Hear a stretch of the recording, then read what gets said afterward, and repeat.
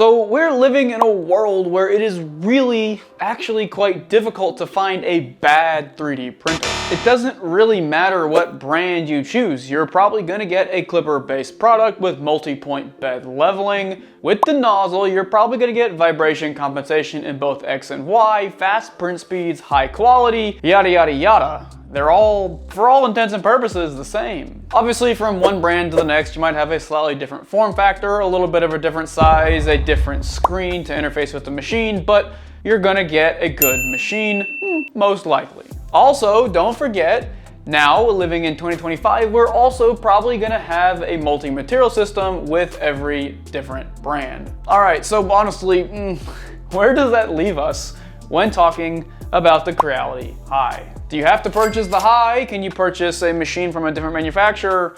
I don't know. So let's run that to ground right now.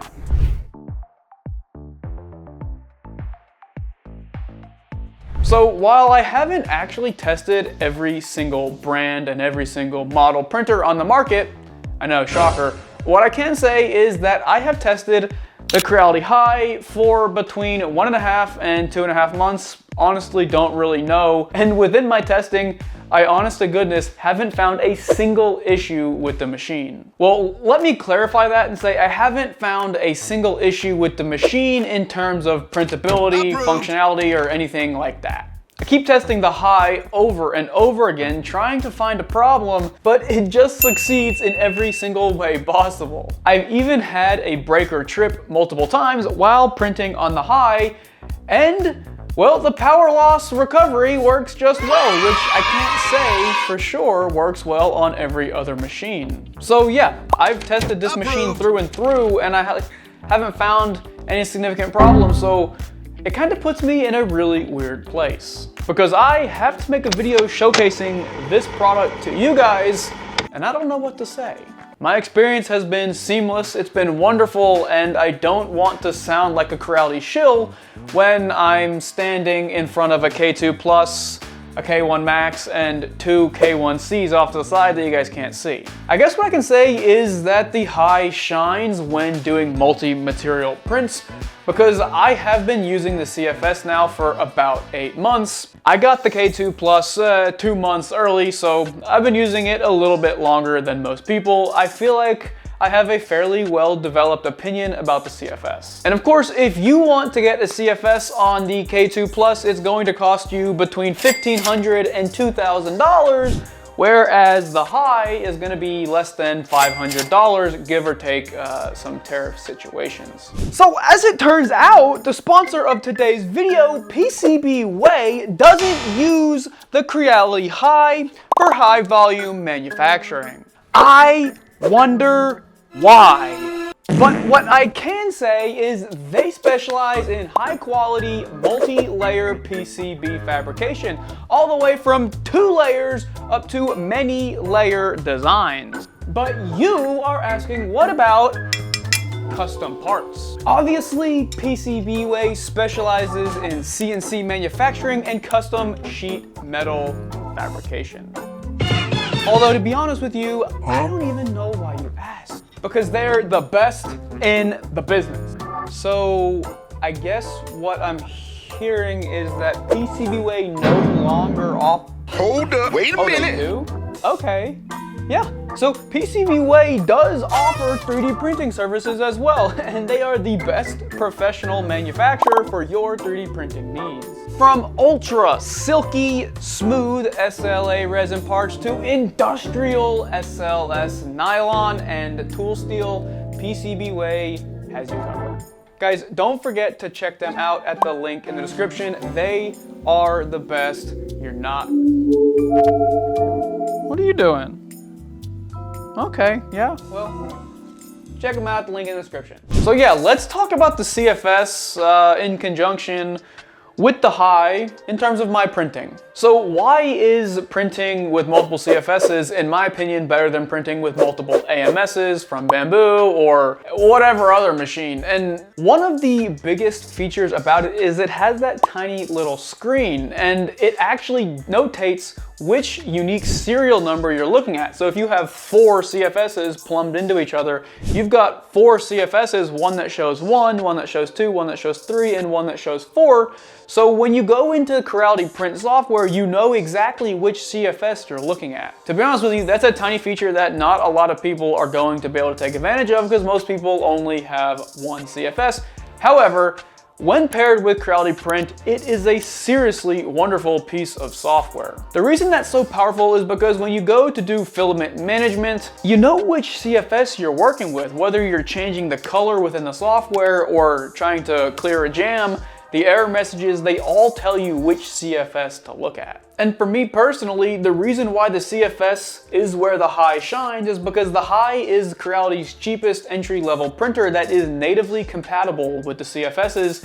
And for me, that means the Hi is an incredible product if you want to print multiple colors. Obviously, Bambu has the A1 and the A1 Mini, but those utilize the AMS Lite, which, at least as far as I'm aware, can't pair multiple material systems at the moment, or if they can, they're limited to only a couple different AMSs. With Creality's system, with the Hi, you can use the same CFS that you can use with the K2 Plus, or if you have a CFS kit, the same CFSs that you can use with the K1Cs, the K1 Maxes, or blah, blah, blah. Okay, so during my testing, I did have to come up with some problem with the Hi. This way I wasn't a Creality shill. So here we go. All right, and it's quite simple, quite basic. It is going to be the tool head cover on the Creality Hi. Most modern day printers have a cover that is affixed by magnets, and it is remarkably easy to remove the cover to go clear a jam, modify, tinker, touch something with the nozzle, whether it's replacing the nozzle or this, that, the other.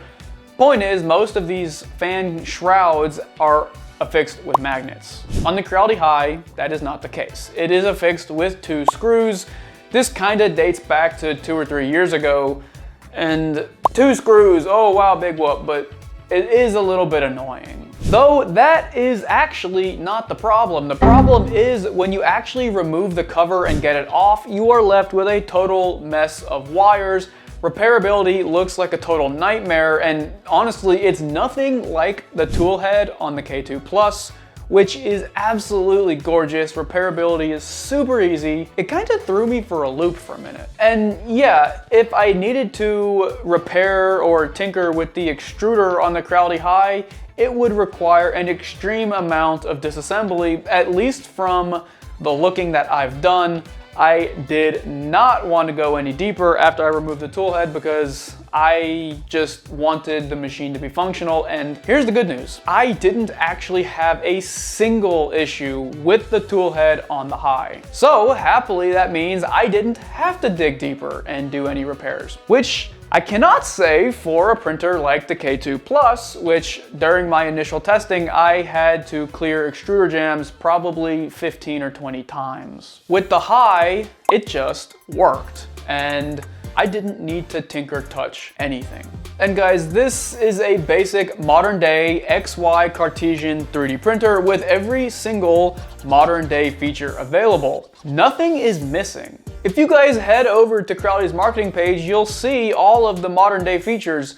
They're baked into the Hi. I mean, sure, this is a Cartesian printer. You're not getting a Core XY, so you don't have a natively integrated enclosure. But again, in my opinion, this machine doesn't need it because where this machine shines is printing multicolored objects, likely with PLA. The Creality Hi is a PLA madman. That being said, of course, the specs allow you to print PETG or ASA. You can print ABS if you have an enclosure. You can do all of that, so nothing there is lacking either. When utilizing the CFS and needing to purge, the poop ejects out the side just like the A1 or any other Cartesian printer that is utilizing an AMS. Again, of course, because you don't have an enclosure, your CFS has to sit side by side with the machine, similarly to the competitors, the A1, the A1 Mini. So yeah, you will need a little bit more horizontal space because the CFS cannot stack on the lid of the printer. Beyond that, guys, I actually haven't tested an A1 or an A1 Mini. Bambu, if you want to send one, bring it my way. But guys, I haven't actually tested one of those machines, so I don't know physically how the print quality stacks up, how the sound stacks up, but the machine is pretty quiet. That being said, I do have one slight complaint with my problem, and this kind of goes back to Creality manufacturing, things coming off the assembly line not being perfect, yada, yada, yada. But when my printer prints, it does pop.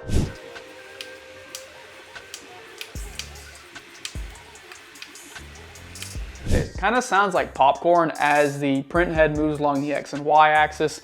I admit it is quite frustrating, but it's not the end of the world. And the prints look absolutely perfect. It doesn't seem to have any effect on the final quality. And while my machine does have a quality control issue, I will say it seems like within the last year and a half, Creality's quality control coming off the assembly line has significantly skyrocketed, and I don't really believe you should have any concerns with a printer that you get. Because I've been talking a little bit too much about the A1, I will also note that on the Creality Hi, you get an extra 50 millimeters Z height as compared to the A1. I don't really think that matters. The tallest thing that I print is typically like a couple fingers in height, so probably doesn't matter to anyone, but it's worth noting. All right, I'm gonna be honest, I've totally been dragging. I really don't have anything to say about the Hi. It's just been a truly, genuinely wonderful experience. I love this printer, and it will most likely be sticking with me in the studio for a long time to come. Yeah, my experience with it has been truly wonderful. It has been significantly better than I expected it to be. I honestly expected it to be Creality's entry-level machine, just be okay, not be great, but it's been very wonderful. This machine has kind of become a staple in my studio because it has a lighter power output than any of my other machines, so it doesn't trip the breaker as easily. Of course, you guys know I run a print farm, so tripping the breaker is kind of frustrating and happens a decent amount of times. So yeah, it's kind of become a staple for me. Yada, yada. I'm kind of just rambling at this point. This is a short video. If you guys like my content, please give me a like and a subscribe. If you want to give this printer a try, I have an affiliate link in the description. It really helps me out. I'll see you guys in the next video.